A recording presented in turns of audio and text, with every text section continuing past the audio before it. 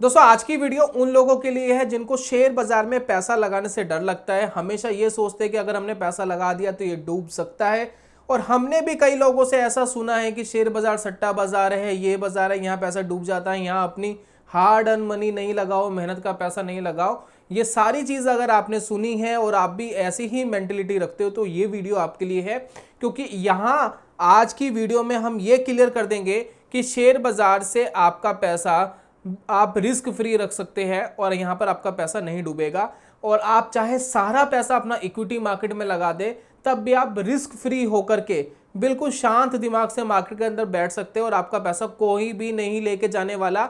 चाहे मार्केट में आपको किसी भी तरीके के प्रॉब्लम्स आए हो, .com क्राइसिस आया हो या फिर सब प्राइम क्राइसिस आया हो या पैंडेमिक क्राइसिस आया हो, किसी भी तरीके के क्राइसिस आए हो, आपको कुछ नहीं होने वाला। आपके पोर्टफोलियो प्रोटेक्टेड रहेगा और आपका पैसा नहीं डूबेगा। तो अगर ये तरीका आप जानना चाहते हैं तो ये वीडियो आपको देखनी पड़ेगी, समझना पड़ेगा इसके पीछे का लॉजिक, और एक एक स्टेप जब आप पूरा समझेंगे तभी जाकर के ये चीज़ आपको क्लियर होगी। तो चलिए शुरू करते हैं।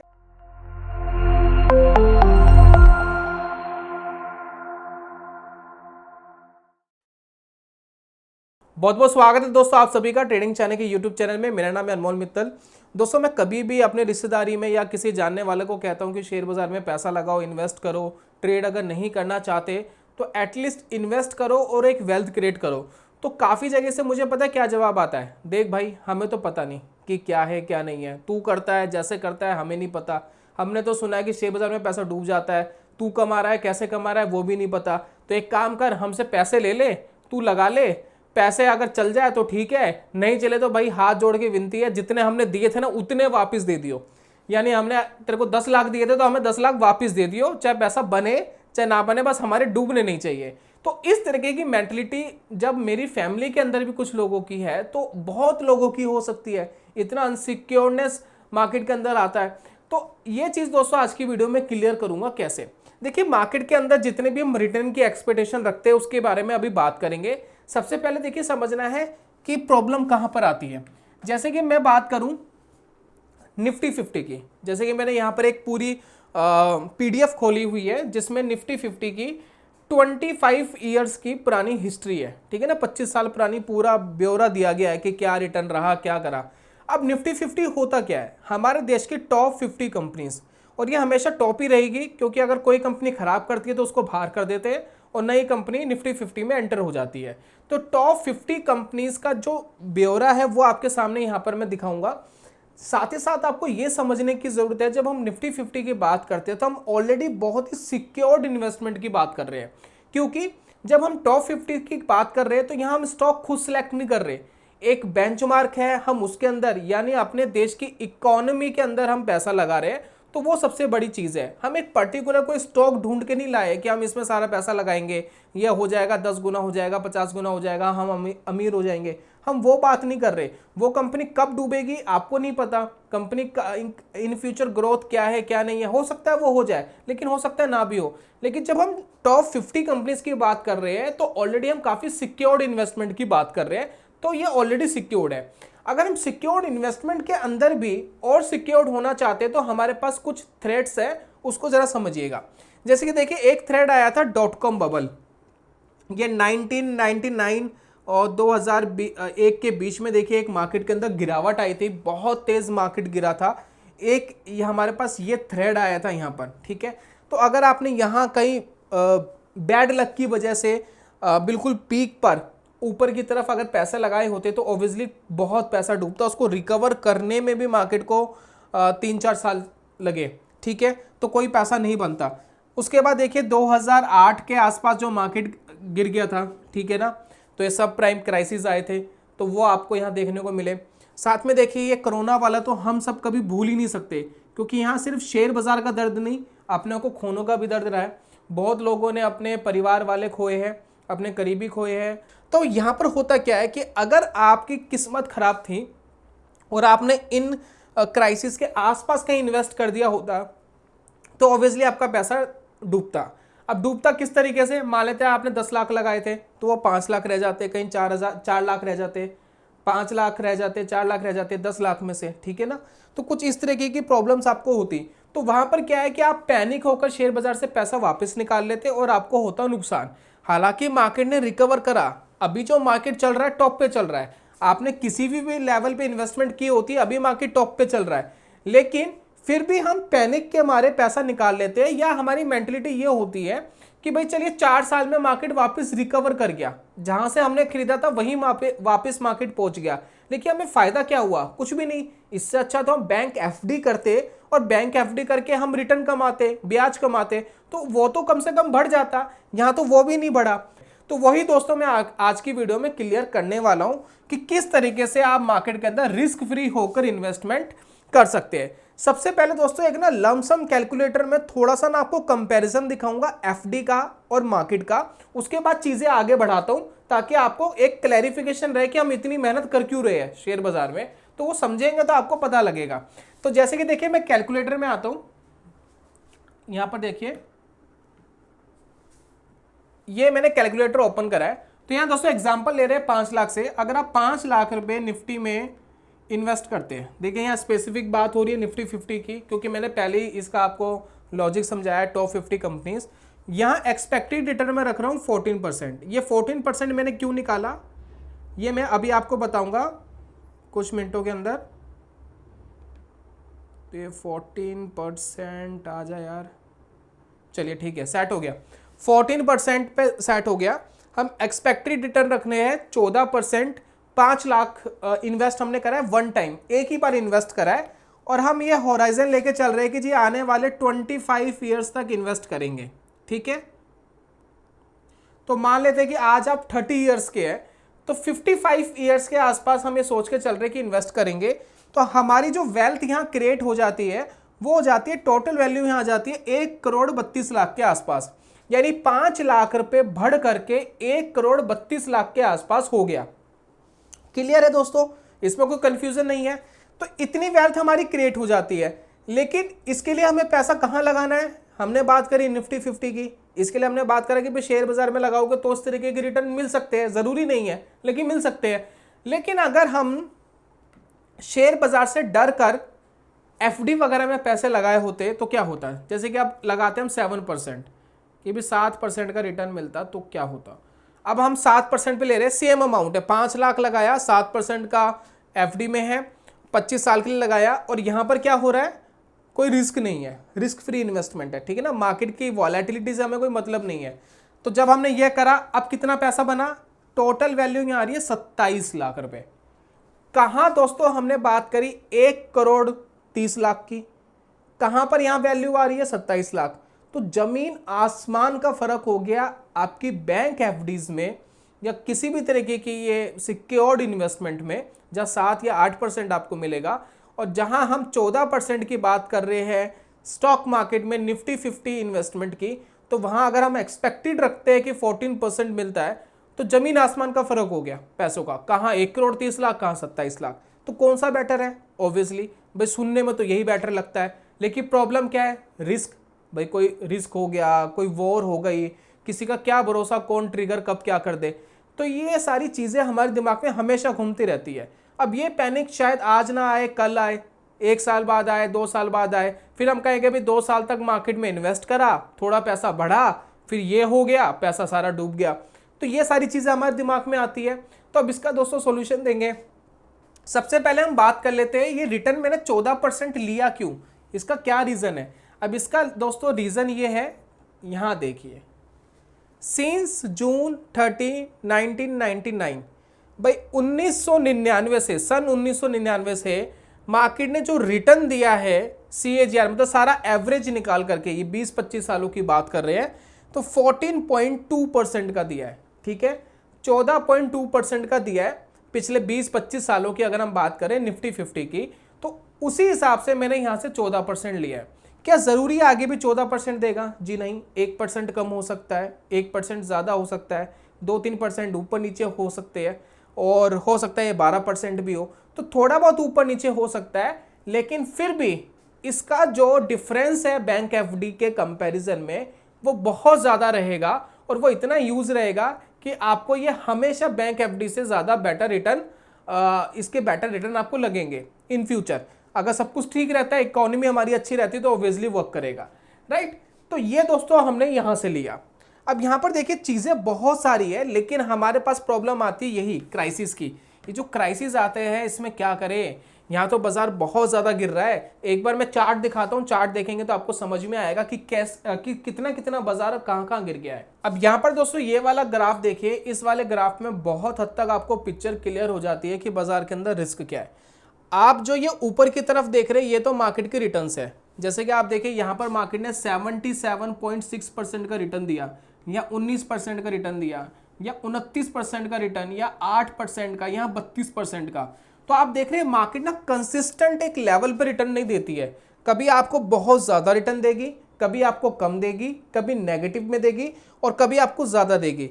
तो ऑन एवरेज जब हम निकालते हैं तो 14.2% आया। ये जो आप पिछले 1999 से 2021 तक का जो हमारे पास ये डाटा है वो जो आप देख रहे हैं।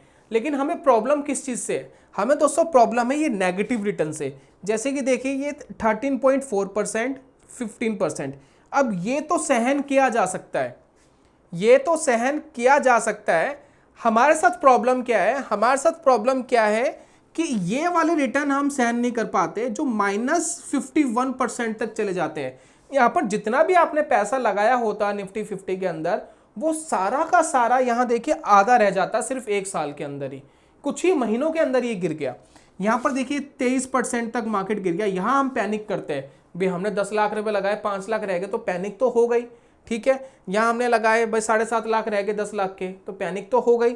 साथ में यह कोई खास नेगेटिव नहीं था, -3% था। अब आप कहेंगे जी 2020 में भी बाजार गिरा था, तो वो क्यों नहीं यहाँ पर नेगेटिव दिखा रहा। तो यहाँ पर हुआ क्या था कि कोरोना के टाइम पर मार्केट गिर गया, लेकिन जब क्लोजिंग हुई, क्लोजिंग ऊपर हुई, तो मार्केट गिरा जरूर लेकिन क्लोजिंग ऊपर हो गई, मार्केट रिकवर कर गया। तो दैट्स वाई रीजन, जब क्लोजिंग ही नहीं हुई उसकी कैंडल की, जैसे कि मान लेते हैं कि जनवरी को कैंडल स्टार्ट हुई, जनवरी मंथ में मार्केट गिर गया मार्च में, लेकिन साल खत्म होते होते दिसंबर तक मार्केट वापस ऊपर चला गया था। तो इसलिए इसने कैलकुलेट नेगेटिव में नहीं करा है, राइट। तो समझ गए आप। लेकिन मार्केट गिरा था, मार्केट गिरा था, पैसे लगाते, पैसे डाउन होते हुए दिखते तो उस समय तो पैनिक आता, वापस रिकवर करते वो बात अलग है, लेकिन उस समय पैनिक जरूर आता।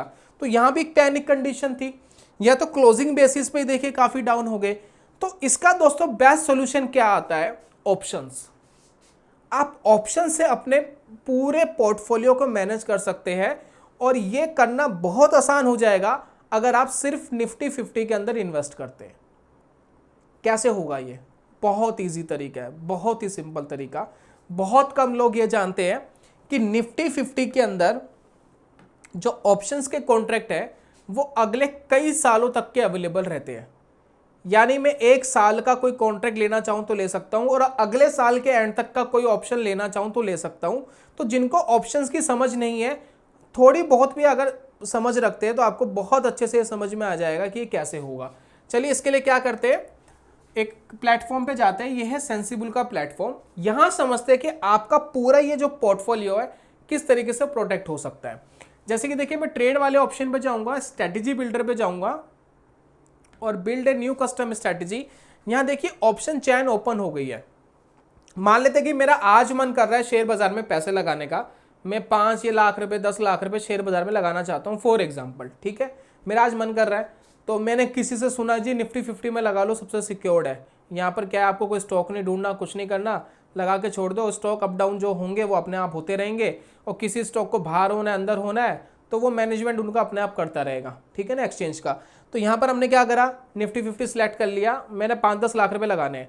अब मुझे डर क्या लग रहा है भाई, मुझे डर लग रहा है कि भाई अभी जो माहौल चल रहा है दुनिया के अंदर, भाई रूस का यूक्रेन का चल रहा है, ये एक्सटेंड ना हो जाए किसी दूसरी कंट्री के साथ, ठीक है, तो पैनिक चल रहा है। और इंडिया चाइना का पाकिस्तान का भी चलता रहता है, ये कहीं ना कुछ हो जाए।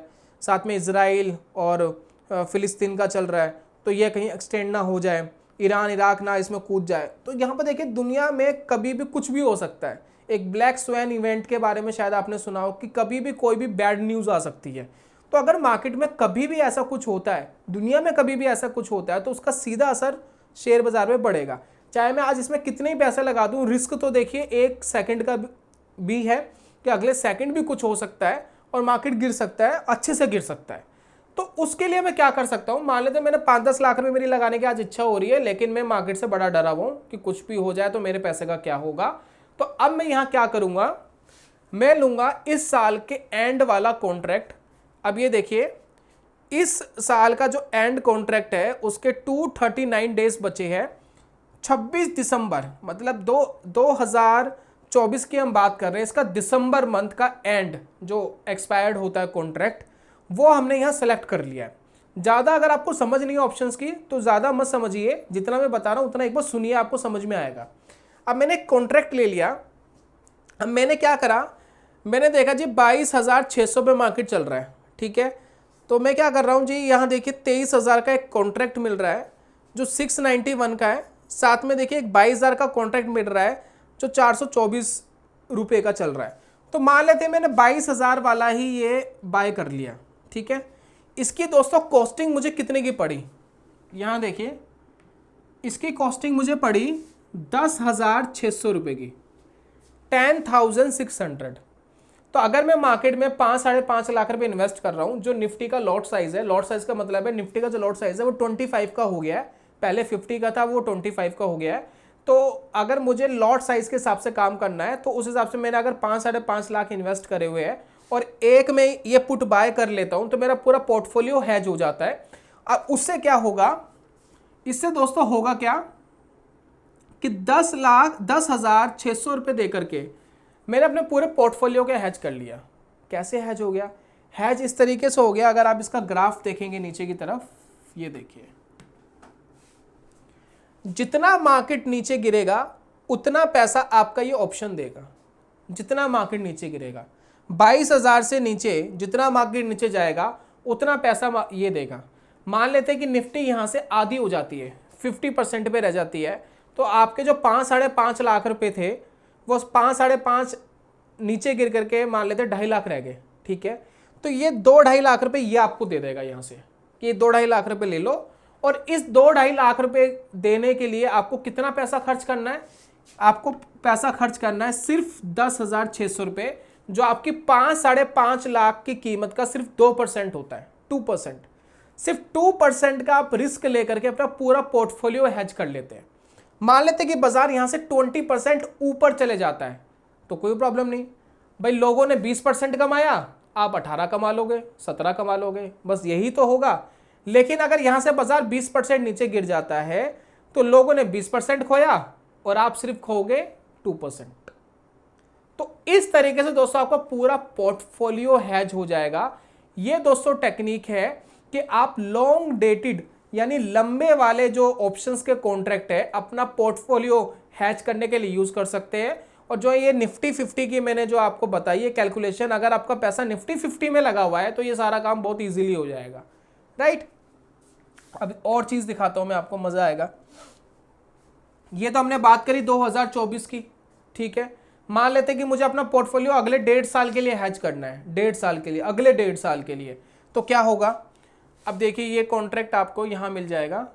सबसे पहले पुराना हटाते हैं, ये देखिए ये आपको दिख रहा है दिसंबर 2025, दिसंबर 2025 और ये 602 डेज है। अगर यहां पर मैं देखूं दोस्तों तो यहां पर 22,000 का कॉन्ट्रैक्ट 600 रुपये कुछ का आ रहा है और ये 23,000 का जो कॉन्ट्रैक्ट है ये 900 रुपये कुछ का आ रहा है।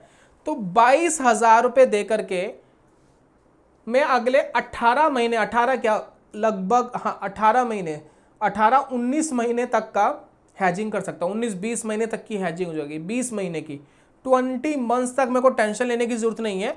लेकिन मुझे एक इंश्योरेंस का अमाउंट देना है, ये एक इंश्योरेंस की तरह काम कर रहा है कि मैं 22,500 दे दूं, जो मेरी कैपिटल, अगर मैंने 5-5.5 लाख लगाए हैं मार्केट में एक लॉट के हिसाब से इन्वेस्ट करे हैं तो लगभग 4% होता है, 4%।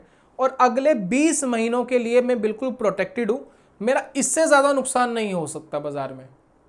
यह मेरा मैक्सिमम लॉस है 22,500, इससे ज़्यादा नुकसान मार्केट मुझे नहीं दे सकता।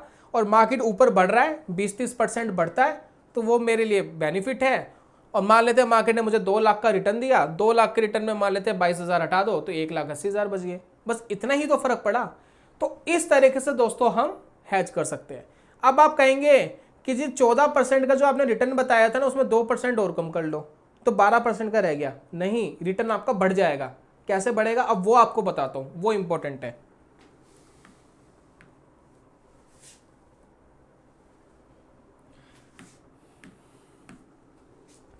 उम्मीद करता हूं दोस्तों इतना तो आपको समझ में आ गया है कि भाई 2-3% का ये जो लॉन्ग डेटेड ऑप्शंस है, इनको अगर हम खरीद लेते हैं तो अपना पोर्टफोलियो हम ऐड कर सकते हैं। अगले 1 साल का, 2-3 साल का अवेलेबल होता है। और जो मैंने अभी सेंसिबल का प्लेटफॉर्म लगाया था, वहीं से आप बाय एंड सेल कर सकते हो अगर आपके पास ज़ेरोधा अकाउंट है। वैसे लिंक मैंने डिस्क्रिप्शन पे दे दिया है, और सेंसिबल बिल्कुल फ्री है आपके लिए अगर आप ज़ेरोधा यूज़र हो। ठीक है, अगर हम यहाँ बात करें, ये 3 चीज़ों को पकड़ते हैं, ठीक है ना। एक ये नेगेटिव रिटर्न वाले पकड़ते हैं। तो ये देखिए, एक नेगेटिव रिटर्न हमें यहाँ मिला 13%, 15। तो इन दोनों को एक काम करिए, प्लस करिए, कितना हो गया। तो अगर हम राउंड फिगर में बात करें 28% हो गया। ठीक है, 28% के बाद इसको प्लस करिए, कितना हो गया ये। तो अगर मैं इसको एस्टिमेटेड राउंड फिगर में अगर करूं दोनों को मिला करके 28, 80% दोस्तों मान लेते हैं कि 80% हो गया दोनों मिला करके। अब 80% के बाद इसको प्लस करिए, तो ये राउंड फिगर में मान लेते हैं 83%, सॉरी 80% प्लस 23, अप्रॉक्सीमेटली हो गया ये 80% प्लस ये 103 हो गया। थोड़ा सा कंफ्यूज हो रहा हूँ बीच में। और ये 203% और मान लेते हैं, तो ये देखिए 106% हमने प्लस कर लिया। ठीक है, 106% हमने प्लस कर लिया।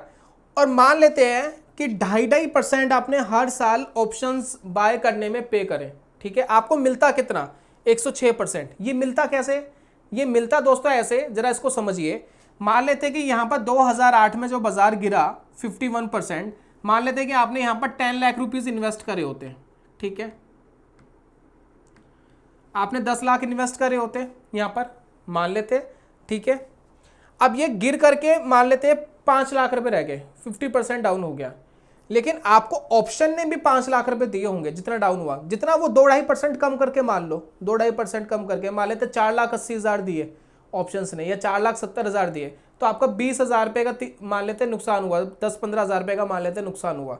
तो आपका जो पैसा यहाँ पर डाउन हो गया ना, यहाँ पर डाउन हो गया। मार्केट यहाँ पर आ गई थी 3,000 पे, जो निफ्टी आ गया था 3,000 पे, और यहाँ पर मार्केट था 6,000 पर।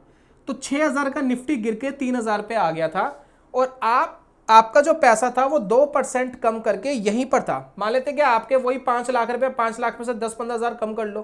ठीक है, आपका पैसा यहाँ बचा हुआ है। 10 लाख का एग्जाम्पल लिया था, सॉरी दोस्तों कंफ्यूज कर रहा हूं मैं आपको, 10 लाख का एग्जाम्पल लिया था, 5 लाख रह गया। ठीक है, और वही ऑप्शन ने आपको बेनिफिट दे दिया था, तो आपका ज्यादा पैसा टूटा नहीं।